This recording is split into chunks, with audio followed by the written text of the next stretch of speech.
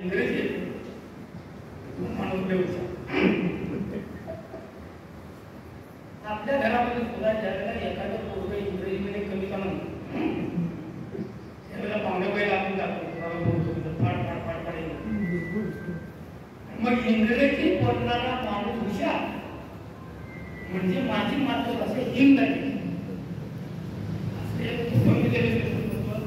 तयार होईल.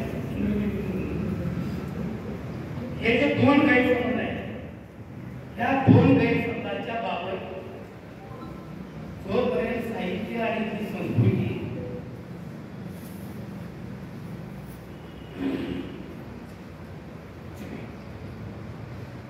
सदृढ आणि निकोप करणार तोपर्यंत स्वातंत्र्यानंतर देशाची फडफड सुटायची तशीच फडफड राहणार.